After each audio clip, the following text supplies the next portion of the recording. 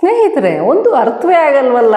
ಈ ರಂಗಣ್ಣ ಯಾಕೋ ಜರ್ನಲಿಸ್ಟ್ ಅಂತ ನಾವು ಅನ್ಕೊಂಡಿದ್ರೆ ಒಳ್ಳೆ ಮೆಂಟ್ಲಿಸ್ಟ್ ಆಡ್ದಂಗೆ ಆಡ್ತಾ ಇದ್ದಾರೆ. ನಾಗಲಕ್ಷ್ಮಿ ಚೌಧರಿ ಅವರು ಮಹಿಳಾ ಆಯೋಗದ ಅಧ್ಯಕ್ಷರವರು. ಮಹಿಳೆಯರ ಪರ ಕಾಳಜಿ ಇಟ್ಕೊಂಡು ಕೆಲಸ ಮಾಡುವಂಥದ್ದೇ ಅವರ ಡ್ಯೂಟಿ. ನಮ್ಮ ಧರ್ಮಸ್ಥಳದಲ್ಲಿ SIT ರಚನೆ ಆಗಕ್ಕೆ ಕಾರಣ ಯಾರು? ನಾಗಲಕ್ಷ್ಮಿ ಚೌಧರಿ ಅವರು ಬರೆದಿರುವಂತಹ ಒಂದು ಪತ್ರ. ಅವರು ಬರೆದ ಪತ್ರದ ಆಧಾರದ ಮೇಲೆ ಅಲ್ಲಿ ಏನು ಅತ್ಯಾಚಾರ ಆಗಿದೆ, ಕೊಲೆಗಳಾಗಿವೆ, ಮಹಿಳೆಯರು ಕಾಣೆಯಾಗಿದ್ದಾರೆ, ಈ ಎಲ್ಲ ವಿಚಾರವಾಗಿ ಅಲ್ಲಿ ಸಮಗ್ರ ತನಿಖೆ ಆಗ್ಬೇಕು ಅಂತ SIT ರಚನೆ ಆಗಿರೋದು. ಈ ವಿಚಾರವಾಗಿ ಅವರು ಪತ್ರ ಬರೆದ್ರೆ ಈ ರಂಗಣ್ಣ ಯಾಕೋ ಹಿಂಗ್ ತಿಂಗಿಂದ ಮಂಗಣ್ಣನಂಗ ಆಡ್ತಾ ಇದಾರೆ. ಏನಂತ ಅರ್ಥ ಆಗ್ತಿಲ್ವಲ್ಲ, ಒಂದು ಅರ್ಥವಾಗ್ತಿಲ್ವಲ್ಲ. ಅವ್ರದೇ ಡೈಲಾಗ್ ಇದು. ಅವ್ರು ಹೇಳ್ತಾರೆ, ಅಲ್ಲ ನೀವೇನಾದ್ರು ಲೆಫ್ಟಿಸ್ಟ್ ಐಡಿಯಾಗಳಿಗೆ ಮೊಣೆ ಹಾಕೋದಾದ್ರೆ ನಾಗಲಕ್ಷ್ಮಿ ಚೌಧರಿ ಅವರೇ ಹೋಗಿ ನೀವು ಲೆಫ್ಟಿಸ್ಟ್ ಪಕ್ಷ ಸೇರ್ಕೊಂಬಿಡಿ. ಹಾಗಾದ್ರೆ ನೀವ್ಯಾರು ರಂಗಣ್ಣ? ನೀವೇನ್ ರೈಟಿಸ್ಟಾ? ನೀವು ಜರ್ನಲಿಸ್ಟ್ ಅಲ್ವೇನ್ರಿ? ನೀವು ಲೆಫ್ಟೋ ರೈಟೋ ಸೆಂಟ್ರೋ ಇಲ್ಲ ಅಂದ್ರೆ ಅಪ್ಪರೋ ಡೌನರೋ, ನಮ್ಗೆ ಅವೆಲ್ಲ ಬೇಕಾಗಿಲ್ಲ. ಜರ್ನಲಿಸ್ಟ್ ಕೆಲಸ ಮಾಡಿದ್ರೆ ಮಾತ್ರ ಅದಕ್ಕೆ ಗೌರವ. ಆ ಪ್ರೊಫೆಷನಲ್ ಎಥಿಕ್ಸ್ ಅನ್ನೋದೇ ಇಲ್ವಲ್ರೇ ರಂಗಣ್ಣ. ಇಷ್ಟು ವಯಸ್ಸಾಗಿದೆ ನಿಮ್ಗೆ, ಒಂದು ಹೆಣ್ಮಗಳು ನಿಮ್ ಪಕ್ಕ ಕುತ್ಕೊಂಡು ಮಾತಾಡೋರು ತಾಳ ಮದ್ದಳೆ ಆಗ್ತಾ ಇರ್ತಾರೆ. ಇನ್ನೊಬ್ರು ಏನೋ ಜರ್ನಲಿಸ್ಟ ಆಂಕರ ಯಾರೋ ಒಬ್ರು ಕುತ್ಕೊಂಡು ಇಡೀ ಕರ್ನಾಟಕದಲ್ಲಾದಂತಹ ಯಾವುದೇ ಪ್ರಕರಣಗಳಿಗೆ SIT ಅನ್ನು ರಚನೆ ಮಾಡ್ಲಿಲ್ಲ. ಆಯ್ತು, ಮಾಡ್ಲಿಲ್ಲ ಹಂಗಂತ ಹೇಳ್ಬಿಟ್ಟು ಧರ್ಮಸ್ಥಳದಲ್ಲಿ ನಡೆದಿರುವಂತಹ ಕೊಲೆಗಳು, ಅತ್ಯಾಚಾರಗಳು, ಹೆಣ್ಮಕ್ಳಿಗಾಗಿರೋ ಅನ್ಯಾಯ, ದೌರ್ಜನ್ಯ ಇವೆಲ್ಲ ಅಲ್ಲಿರೋ ಹೊಳೆನಲ್ಲಿ ಹೊರಟೋಗ್ಬಿಡ್ಬೇಕಾ? ನದಿನಲ್ಲಿ ಕುಚ್ಕೊಂಡು ಹೋಗ್ಬಿಡ್ಬೇಕಾ ನೇತ್ರಾವತಿಯಲ್ಲಿ? ಅದೇನಾ ನೀವು ಅವ್ರ ಪಕ್ಕ ಕುತ್ಕೊಂಡು ಹೇಳ್ತಾ ಇರೋದು? ಮೇಡಮ್ ಅವರು ಸರ್ ಬೇರೆ ಏನು ಆಕ್ರೋಶಭರಿತವಾಗಿ ಯಾರು ಪ್ರಶ್ನೆ ಮಾಡಲ್ಲ ಅನ್ಕೊಂಡ್ಬಿಟ್ಟಿದ್ದೀರಾ? ನೀವ್ಯಾರು ಪ್ರಶ್ನೆ ಮಾಡಕ್ಕೆ? ಫಸ್ಟ್ ಆಫ್ ಆಲ್ ನೀವು ಪ್ರಶ್ನೆ ಮಾಡಬೇಕು ಅಂದ್ರೆ ಯಾಕೆ ಧರ್ಮಸ್ಥಳದಲ್ಲಿ ಮಾತ್ರ ನೀವು SIT ರಚನೆ ಮಾಡ್ಲಿಕ್ಕೆ ಸಹಕಾರ ಕೊಟ್ರಿ ಅಂತ ಕೇಳಲೇಬಾರ್ದು. ಯಾಕಂದ್ರೆ ನೀವು ಮಾಧ್ಯಮದವರಾಗಿ ನಿಮಗೆ ಎಲ್ಲ ಗೊತ್ತಿದೆ.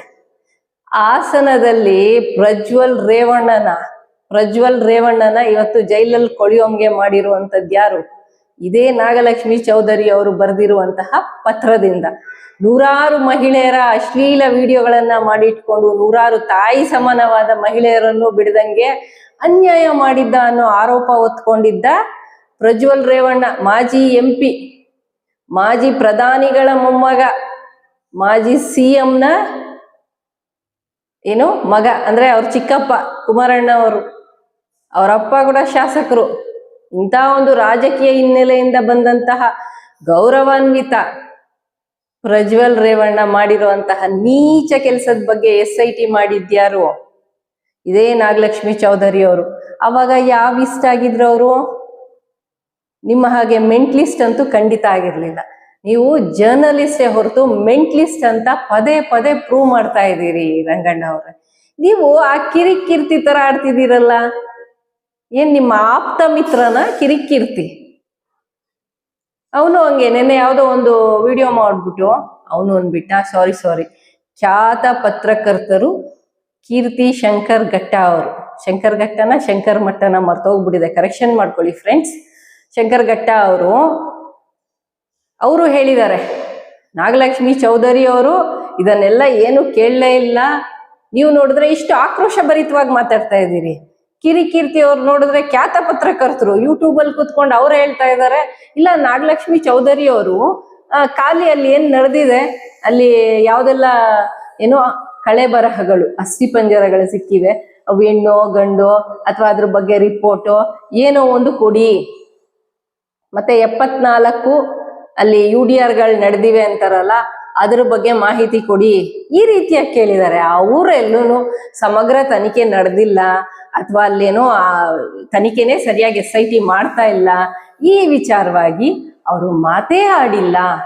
ಆ ಪತ್ರಗಳನ್ನ ಅವ್ರು ಬರೆದಿರೋ 2 ಪುಟದ ಪತ್ರವನ್ನ ನಿಮ್ಗಳಿಗೆ ಓದಕ್ಕೆ ಬರದಂಗೆ ನೀವು ಈ ರೀತಿಯಾಗಿ ಆಡ್ತಾ ಇದ್ದೀರಿ. ಓದಿದ್ರು ಅರ್ಥೈಸ್ಕೊಳ್ತಾ ಇಲ್ಲ ಅಂತ ಹೇಳಿ ನಾಗಲಕ್ಷ್ಮಿ ಚೌಧರಿ ಅವರನ್ನ ಆಡಿ ಹೊಗಳಿದ್ದಾರೆ ನಮ್ಮ ಪವಿತ್ರ ಮನಸ್ಥಿತಿಯ ಕಿರಿಕೀರ್ತಿ ಅವರು.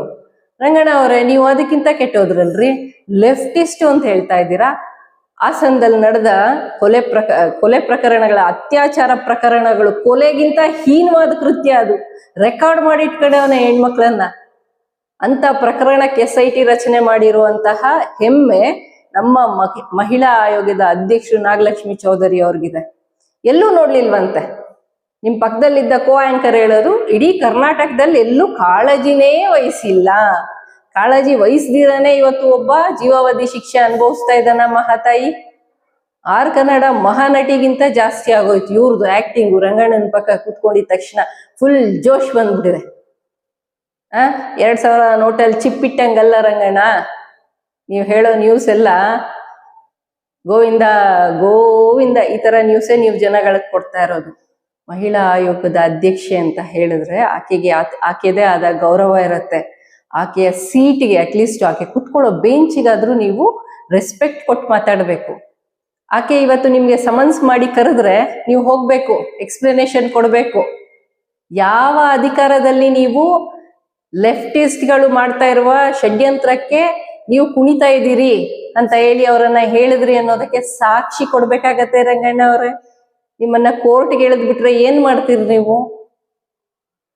ಮಹಿಳಾ ಆಯೋಗನ ಪ್ರಶ್ನೆ ಮಾಡೋದಲ್ಲ, ನೀವೆಷ್ಟು ಮಹಿಳೆಯರಿಗೆ ನ್ಯಾಯ ದೊರಕಿಸ್ಕೊಟ್ಟಿದ್ದೀರಿ ನಿಮ್ಮ ಚಾನೆಲ್ನ ಮುಖಾಂತರ ಅನ್ನೋದನ್ನ ಯೋಚನೆ ಮಾಡಿ. ಒಂದಷ್ಟು ಆಡ್ಗಳು ಬರ್ತವೆ, ನಿಮ್ ಚಾನಲ್ಗೆ ಒಂದ್ ಹೆಸರು ಇದೆ, ಒಂದು ಅರ್ಥವೇ ಆಗ್ತಿಲ್ವೇ ಅಂತ ಹೇಳಿ ಮಾತಾಡ್ಕೊಂಡು ಕೂತಿರ್ತೀರಲ್ಲ, ನಿಮಗ್ ನಿಜವಾಗ್ಲೂನೇ ಅರ್ಥನೇ ಆಗಲ್ಲ. ಒಳ್ಳೆ ಅರಳು ಮರಳು ತರ ಆಡ್ತಾ ಇದ್ದೀರಾ. ಒಂದು ಹುದ್ದೆಗೆ, ಮಹಿಳಾ ಆಯೋಗ ಅಂದ್ರೆ ಒಂದು ಗೌರವಯುತವಾದ ಒಂದು ಹುದ್ದೆ. ಆ ಆಯೋಗ ಇರೋದಕ್ಕೆ ಇವತ್ತು ಮಹಿಳೆಯರು ಯಾವುದೇ ಕಷ್ಟ ಬಂದ್ರು ಅಲ್ಲಿ ಹೋಗಿ ಹೇಳ್ಕೊಳ್ತಾರೆ, ಮಹಿಳೆಯರಿಗೆ ನ್ಯಾಯ ಸಿಗತ್ತೆ ಅಂತ ಇರೋ ಒಂದು ಆಯೋಗದ ಕುರ್ಚಿಗೆ ನೀವು ಅವಮಾನ ಮಾಡ್ತೀರಿ ಅಂತ ಆದ್ರೆ ರಂಗಣ್ಣ ಅವರೇ, ಮತ್ತೆಷ್ಟು ನಿಮ್ಗೆ ಸಂವಿಧಾನದ ಮೇಲೆ ನಂಬಿಕೆ ಇದೆ ಅನ್ನೋದನ್ನ ಅರ್ಥ ಮಾಡ್ಕೊಳ್ಬೇಕು. ಲೆಫ್ಟಿಸ್ಟ್ ಅಂತ ಕರಿತೀರಿ ಅಂತ ಆದ್ರೆ ಸರಿ ಆಯ್ತು, ಲೆಫ್ಟಿಸ್ಟ್ ಅಂದ್ರೆ ನನಗೇನು ದೊಡ್ಡ ಒಲವು ಅಂತಲ್ಲ, ಲೆಫ್ಟಿಸ್ಟ್ಗಳಿಗೆ ಮಾತ್ರ ಏನು ಮಹಿಳೆಯರಿಗೆ ನ್ಯಾಯ ಸಿಗ್ಬೇಕು ಅಂತ ಇರೋದಾ? ಲೆಫ್ಟಿಸ್ಟ್ ಜನಗಳು ಮಾತ್ರ ಧರ್ಮಸ್ಥಳದಲ್ಲಿರುವಂತಹ ಆಗಿರುವಂತಹ ಅಥವಾ ಈಗ ಏನಾದ್ರೂ ಹೆಣ್ಮಕ್ಳಿದ್ರೆ ಅವ್ರಿಗೆ ರಕ್ಷಣೆ ಸಿಗ್ಬೇಕು ಅನ್ನುವಂತಹ ನಂಬಿಕೆ ಇಟ್ಟಿರುವಂತವ್ರು ಲೆಫ್ಟಿಸ್ಟ್ ಹೆಣ್ಮಕ್ಳು ಅಥವಾ ಲೆಫ್ಟಿಸ್ಟ್ನವರು ಮಾತ್ರ ಅಂತನ? ಲೆಫ್ಟಿಸ್ಟ್ ಹೋರಾಟಗಾರರಿಗೆ ಮಾತ್ರ ಹೆಣ್ಮಕ್ಳಿಗೆ ನ್ಯಾಯ ಸಿಗ್ಬೇಕು ಅಂತಿರುವಂತದ್ದ? ಹಾಗಾದ್ರೆ ಮಹೇಶ್ ಶೆಟ್ಟಿ ತಿಮ್ರೋಡಿ ಅವರು ಯಾರ್ರಿ? ಅವರು ಲೆಫ್ಟಾ, ರೈಟಾ, ಸೆಂಟ್ರಾ? ನಿಮ್ ಹಾಗೆ ಮೆಂಟ್ಲಿಸ್ಟ್ ಅಂತೂ ಅಲ್ಲ ಮಹೇಶ್ ಶೆಟ್ಟಿ ತಿಮ್ರೋಡಿ ಅವರು.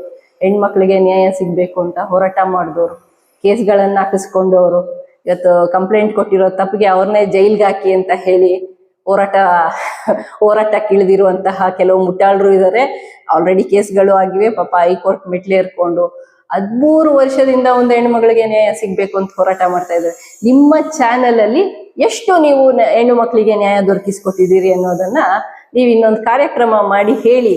ನನ್ನ ಪ್ರಕಾರ ನೀವು ಇವತ್ತಿಂದ ಜರ್ನಲಿಸ್ಟ್ ಅನ್ನೋದಕ್ಕಿಂತ ಮೆಂಟ್ಲಿಸ್ಟ್ ಅಂತ ಹೇಳ್ತೀನಿ ನಾನು.